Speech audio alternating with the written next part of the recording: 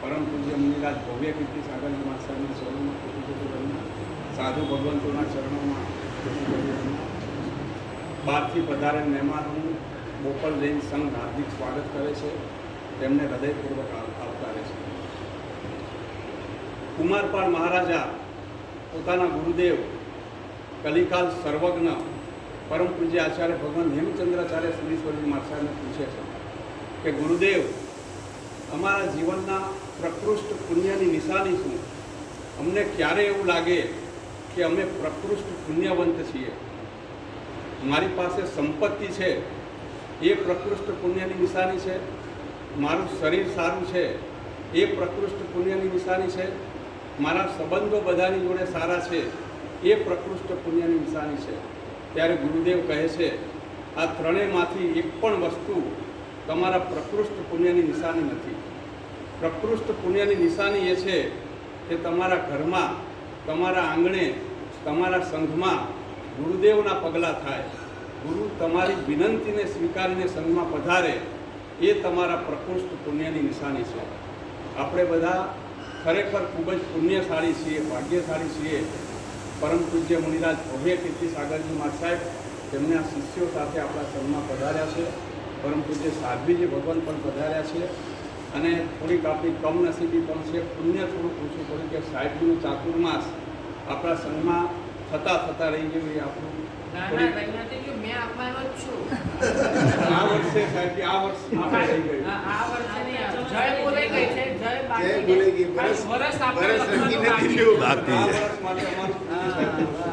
હવે તમારે જ્યારે મારું નક્કી કરતા જય બોલાવવા આવવાનું નહીં, જય તો બોલે જ ગઈ. યાદ કરે ખુદને કંઈક આપવું તેનું નામ અર્પણ, અને સ્વયં અર્પિત થઈ જવું તેનું નામ સમર્પણ. યુદ્ધ ભૂમિમાં ડગ માનતા સાધકે મસ્તક ધરી દેવાની તૈયારી રાખવી પડે, તેવી રીતે સાધના ભૂમિમાં ડગ માનતા સાધકે મસ્તક ગુરુના ચરણે ધરી દેવાની તૈયારી રાખવી. શું આખો દિવસ ટીવી જુએ છે? દુનિયા તને ટીવીમાં જુએ એવા કામ કરને. એક પિતાએ કરેલી નાનકડી ટકોર એ યુવાનના મગજમાં એવી સ્થિર થઈ ગઈ કે આગળ જતાં વર્લ્ડ ક્લાસ પત્રકાર રજત શર્મા બન્યા, જેની આપતી અદાલતમાં આવવા માટે આજે પણ મોટી સેલિબ્રિટીઓ કલ્પાટો થાય છે. દુનિયા રમે અને તું જુએ એના માટે તારો જન્મ નથી થયો, તું રમે અને દુનિયા જુએ એના માટે તારો જન્મ થયો છે. કોચે કરેલી એક નાનકડી ટકોર એ ખેલાડીના મનમાં એવી સ્થિર થઈ ગઈ કે આગળ જતાં માસ્ટર બ્લાસ્ટર સચિન તેંડુલકર.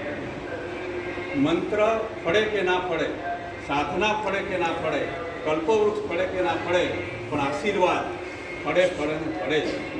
પરમ પૂજ્ય આચાર્ય ભગવાન સુબોધ સાગર સુરીશ્વરજી મહારાજ સાહેબના આશીર્વાદ એવા ફળ્યા કે આ જીનશાસનને પરમ પૂજ્ય આચાર્ય ભગવાન પ્રસન્ન કીર્તિ સાગર સુરીશ્વરજી મહારાજ સાહેબ મળ્યા. જીન શાસનના ગગનાકાશે સૂર્યની જેમ અચવાળા પાથવીને આપણી વચ્ચેથી વિદાય લેનારા. આમ જોવા જઈએ તો પ્રભુ શાસનના શ્રમણ ઇતિહાસમાં પોતાનું નામ સુવર્ણ અક્ષરે અંકિત કરીને જનારા. તમારું અને મારું નામ કાળના પ્રવાહના પટ ઉપર ઘુસાતા વાર નહીં લાગે, પરંતુ જે મહાપુરુષે પોતાનું સર્વસ્વ પ્રભુ શાસનના ચરણે અને ગુરુના ચરણે અર્પિત કરવા દ્વારા જ શાસનનો ડંકો વગાડ્યો હોય ને, તેવા મહાપુરુષના આજે આપણે ગુરુ, GURU ગુરુ, G ફોર ગેટ. જીવનમાં ગુરુનું વચન એ પ્રવેશ દ્વાર છે. યુ એટલે યુટર્ન. જીવનમાં આપણે ખોટી દિશામાં દોડતા હોઈએ ત્યારે યુટર્ન લઈ સાચી દિશામાં લાવવાનું કામ જો કોઈ કરે તો તે ગુરુ છે. આર એટલે રોલ. આપણા જીવનમાં સૌથી મહત્વનો રોલ જો કોઈનો હોય તો તે ગુરુનો છે. યુ એટલે અમરેલા. આપણા જીવનમાં છત્રીનું કામ, અમરેલાનું કામ જો કોઈ કરે તો તે ગુરુ છે. જે ન કરે મનથી પણ કોઈનું ગુરુ, તેનું નામ ગુરુ. અને જેનાથી થાય અધ્યાત્મની યાત્રા શરૂ, તેનું નામ ગુરુ. આજે આપણે એક એવા ગુરુના ગુણાનુવાદ કરવાના છે જેમના વિશે વર્ણન ન હોય, માત્ર વંદન હોય, તેમના વિશે પ્રવચન ન હોય, તેમને પ્રણામ હોય, તેમની ભવ્યતાને જોવાની ન હોય, પરંતુ તેના તેજથી આપણે આપણી આંખોને આજે લેવાની હોય.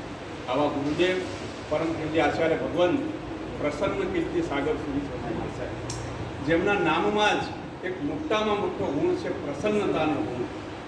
જેમને જોવાથી પ્રસન્નતા મળતી, જેમના મુખ ઉપર કાયમ પ્રસન્નતા રહેતી, જેમને મળવાથી આખું વાતાવરણ પ્રસન્નમય બની જાય, જેમના આશીર્વાદથી જીવન પ્રસન્નમય બની જાય, જેમના નામમાં પ્રસન્ન છે, શાસન પ્રભાવના જેનું જીવન છે, શાસનના જેમણે કરેલ અદ્ભુત કામ છે, મૌલી નજીક બનાવેલ પુનિત ધામ છે, પરમ પૂજ્ય આચાર્ય ભગવાન સુબોધ સાગર સુરી સ્વર્ગી મહારાજ સાહેબના આજીવન અંતેવાસીનું જેમને મળેલું બિરુદ છે.